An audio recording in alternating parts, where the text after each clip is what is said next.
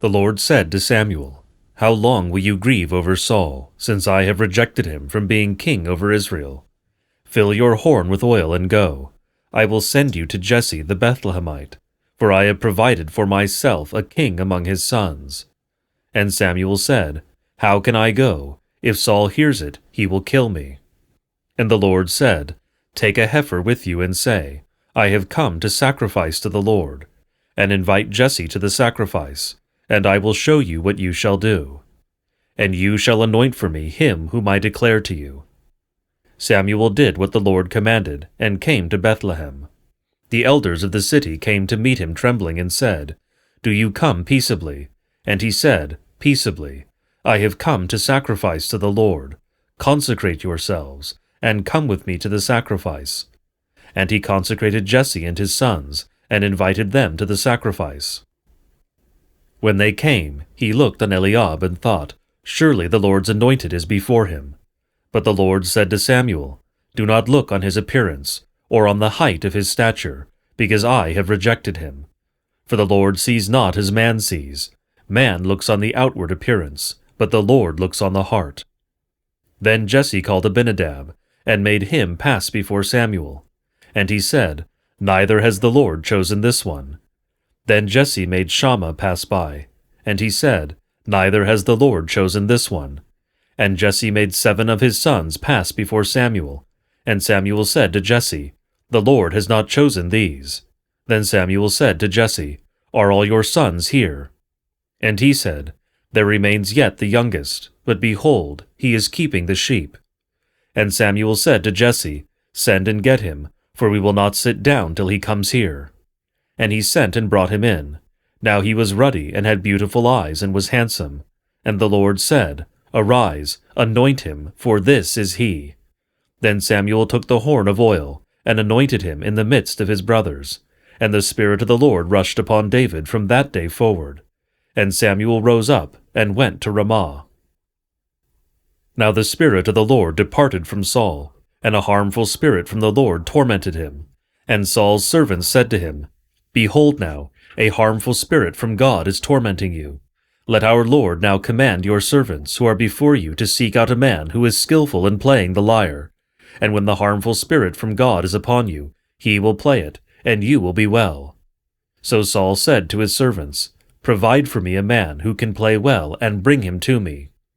One of the young men answered, "Behold, I have seen a son of Jesse the Bethlehemite, who is skillful in playing, a man of valor, a man of war, prudent in speech, and a man of good presence, and the Lord is with him." Therefore Saul sent messengers to Jesse and said, "Send me David your son, who is with the sheep." And Jesse took a donkey laden with bread, and a skin of wine, and a young goat, and sent them by David his son to Saul. And David came to Saul and entered his service. And Saul loved him greatly, and he became his armor-bearer. And Saul sent to Jesse, saying, "Let David remain in my service, for he has found favor in my sight." And whenever the harmful spirit from God was upon Saul, David took the lyre and played it with his hand. So Saul was refreshed and was well, and the harmful spirit departed from him. Now the Philistines gathered their armies for battle, and they were gathered at Socoh, which belongs to Judah, and encamped between Socoh and Azekah, in Ephes Damim. And Saul and the men of Israel were gathered, and encamped in the valley of Elah, and drew up in line of battle against the Philistines. And the Philistines stood on the mountain on the one side, and Israel stood on the mountain on the other side, with a valley between them. And there came out from the camp of the Philistines a champion named Goliath of Gath, whose height was 6 cubits in a span. He had a helmet of bronze on his head, and he was armed with a coat of mail, and the weight of the coat was 5,000 shekels of bronze. And he had bronze armor on his legs, and a javelin of bronze slung between his shoulders. The shaft of his spear was like a weaver's beam, and his spear's head weighed 600 shekels of iron. And his shield-bearer went before him. He stood and shouted to the ranks of Israel, "Why have you come out to draw up for battle? Am I not a Philistine, and are you not servants of Saul? Choose a man for yourselves, and let him come down to me. If he is able to fight with me and kill me, then we will be your servants. But if I prevail against him and kill him, Then you shall be our servants and serve us. And the Philistine said, I defy the ranks of Israel this day. Give me a man that we may fight together. When Saul and all Israel heard these words of the Philistine, they were dismayed and greatly afraid. Now David was the son of an Ephrathite of Bethlehem in Judah named Jesse, who had 8 sons. In the days of Saul, the man was already old and advanced in years. The 3 oldest sons of Jesse had followed Saul to the battle, and the names of his 3 sons, who went to the battle, were Eliab the firstborn, and next to him Abinadab, and the third Shammah. David was the youngest. The 3 eldest followed Saul, but David went back and forth from Saul to feed his father's sheep at Bethlehem. For 40 days the Philistine came forward, and took his stand, morning and evening. And Jesse said to David his son, Take for your brothers an ephah of this parched grain, and these 10 loaves, and carry them quickly to the camp to your brothers. Also take these 10 cheeses to the commander of their 1,000. See if your brothers are well, and bring some token from them. Now Saul and they and all the men of Israel were in the valley of Elah, fighting with the Philistines. And David rose early in the morning, and left the sheep with a keeper, and took the provisions and went, as Jesse had commanded him. And he came to the encampment, as the host was going out to the battle line, shouting the war cry. And Israel and the Philistines drew up for battle, army against army. And David left the things in charge of the keeper of the baggage, and ran to the ranks, and went and greeted his brothers. As he talked with them, behold, the champion, the Philistine of Gath, Goliath by name, came up out of the ranks of the Philistines, and spoke the same words as before, and David heard him. All the men of Israel, when they saw the man, fled from him, and were much afraid. And the men of Israel said, Have you seen this man who has come up? Surely he has come up to defy Israel. And the king will enrich the man who kills him with great riches, and will give him his daughter, and make his father's house free in Israel. And David said to the men who stood by him, What shall be done for the man who kills this Philistine, and takes away the reproach from Israel? For who is this uncircumcised Philistine, that he should defy the armies of the living God? And the people answered him in the same way, So shall it be done to the man who kills him. Now Eliab his eldest brother heard when he spoke to the men, and Eliab's anger was kindled against David, and he said, Why have you come down, and with whom have you left those few sheep in the wilderness?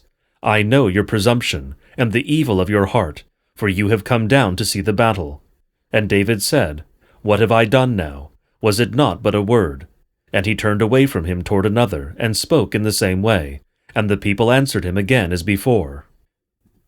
When the words that David spoke were heard, they repeated them before Saul, and he sent for him. And David said to Saul, Let no man's heart fail because of him. Your servant will go and fight with this Philistine. And Saul said to David, You are not able to go against this Philistine to fight with him, for you are but a youth, and he has been a man of war from his youth. But David said to Saul, Your servant used to keep sheep for his father, and when there came a lion or a bear and took a lamb from the flock, I went after him and struck him and delivered it out of his mouth. And if he arose against me, I caught him by his beard, and struck him and killed him. Your servant has struck down both lions and bears, and this uncircumcised Philistine shall be like one of them, for he has defied the armies of the living God. And David said, The Lord who delivered me from the paw of the lion, and from the paw of the bear, will deliver me from the hand of this Philistine. And Saul said to David, Go, and the Lord be with you. Then Saul clothed David with his armor. He put a helmet of bronze on his head, and clothed him with a coat of mail. And David strapped his sword over his armor, and he tried in vain to go, for he had not tested them. Then David said to Saul, I cannot go with these, for I have not tested them. So David put them off, and he took his staff in his hand, and chose 5 smooth stones from the brook, and put them in his shepherd's pouch. His sling was in his hand, and he approached the Philistine. And the Philistine moved forward, and came near to David, with his shield-bearer in front of him. And when the Philistine looked and saw David, he disdained him, for he was but a youth, ruddy and handsome in appearance. And the Philistine said to David, Am I a dog that you come to me with sticks? And the Philistine cursed David by his gods. The Philistine said to David, Come to me, and I will give your flesh to the birds of the air, and to the beasts of the field." Then David said to the Philistine, "You come to me with a sword and with a spear and with a javelin, but I come to you in the name of the Lord of hosts, the God of the armies of Israel, whom you have defied. This day the Lord will deliver you into my hand, and I will strike you down, and cut off your head. And I will give the dead bodies of the host of the Philistines this day to the birds of the air, and to the wild beasts of the earth, that all the earth may know that there is a God in Israel, and that all this assembly may know that the Lord saves not with sword and spear, for the battle is the Lord's, and he will give you into our hand." When the Philistine arose and came and drew near to meet David, David ran quickly toward the battle line to meet the Philistine. And David put his hand in his bag, and took out a stone, and slung it, and struck the Philistine on his forehead. The stone sank into his forehead, and he fell on his face to the ground. So David prevailed over the Philistine with a sling and with a stone, and struck the Philistine and killed him. There was no sword in the hand of David. Then David ran and stood over the Philistine, and took his sword, and drew it out of its sheath, and killed him, and cut off his head with it. When the Philistines saw that their champion was dead, they fled. And the men of Israel and Judah rose with a shout, and pursued the Philistines as far as Gath, and the gates of Ekron, so that the wounded Philistines fell on the way from Sharaim as far as Gath and Ekron. And the people of Israel came back from chasing the Philistines, and they plundered their camp. And David took the head of the Philistine, and brought it to Jerusalem, but he put his armor in his tent. As soon as Saul saw David go out against the Philistine, he said to Abner, the commander of the army, "Abner, whose son is this youth?" And Abner said, "As your soul lives, O king, I do not know." And the king said, "Inquire whose son the boy is." And as soon as David returned from the striking down of the Philistine, Abner took him, and brought him before Saul with the head of the Philistine in his hand. And Saul said to him, "Whose son are you, young man?" And David answered, "I am the son of your servant, Jesse the Bethlehemite." As soon as he had finished speaking to Saul, the soul of Jonathan was knit to the soul of David, and Jonathan loved him as his own soul. And Saul took him that day, and would not let him return to his father's house. Then Jonathan made a covenant with David, because he loved him as his own soul.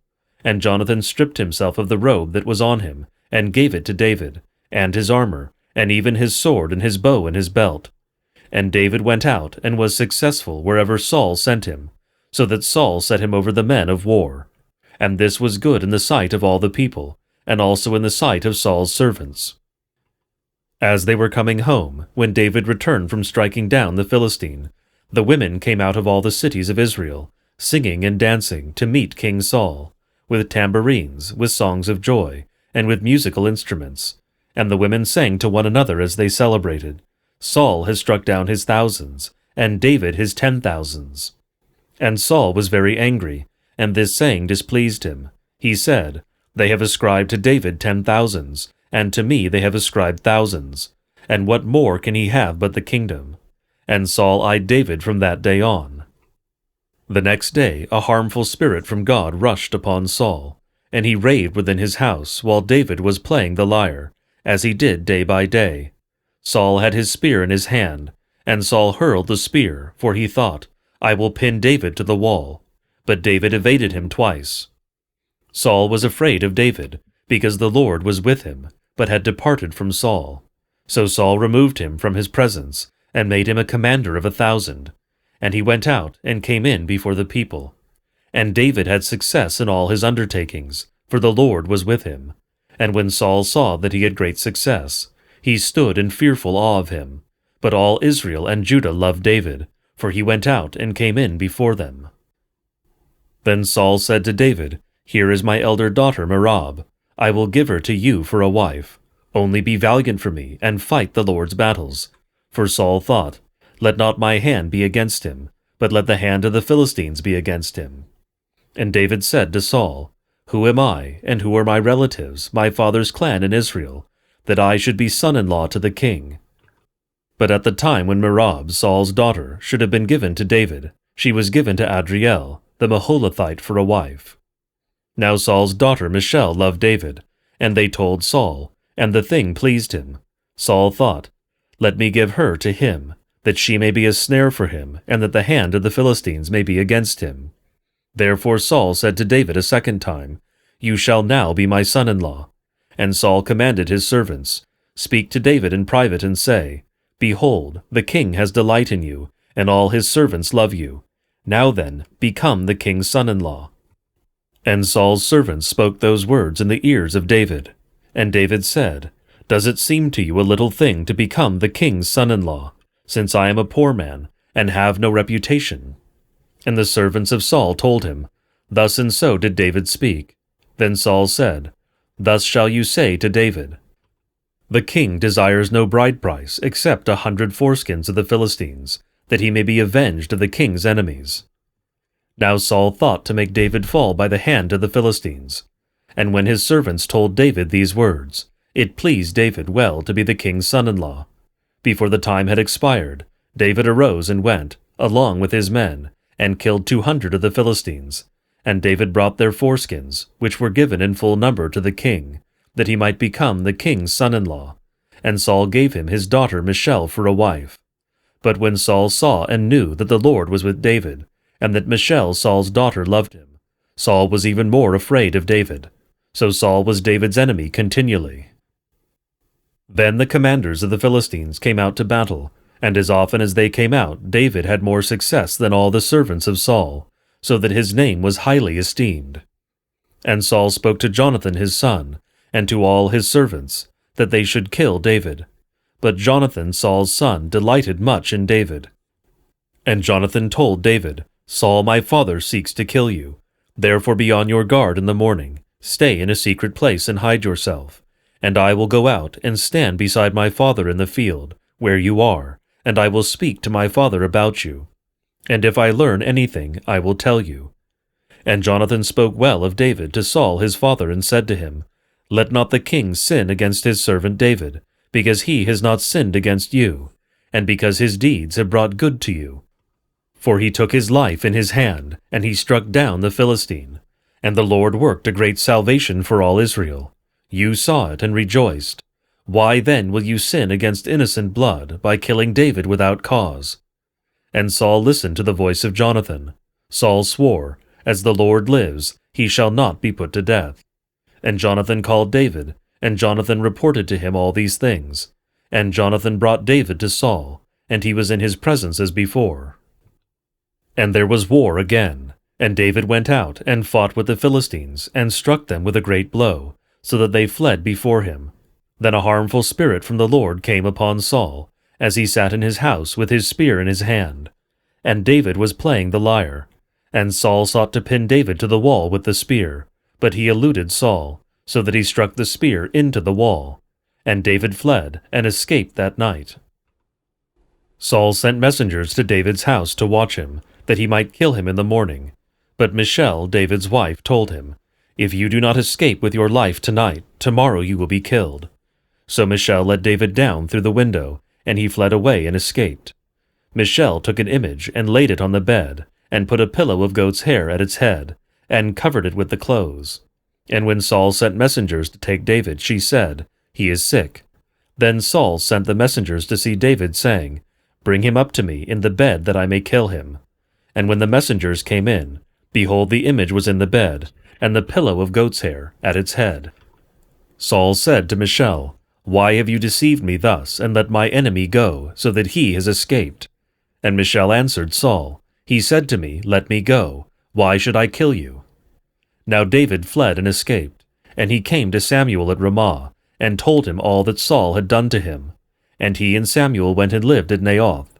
And it was told Saul, "Behold, David is at Naioth in Ramah."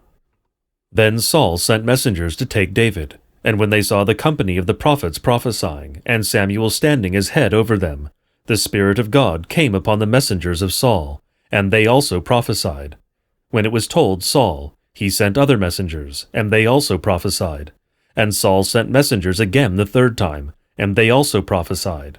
Then he himself went to Ramah, and came to the great well that is in Secu. And he asked, "Where are Samuel and David?" And one said, "Behold, they are at Naioth in Ramah." And he went there to Naioth in Ramah. And the Spirit of God came upon him also. And as he went, he prophesied until he came to Naioth in Ramah. And he too stripped off his clothes, and he too prophesied before Samuel, and lay naked all that day and all that night. Thus it is said, Is Saul also among the prophets?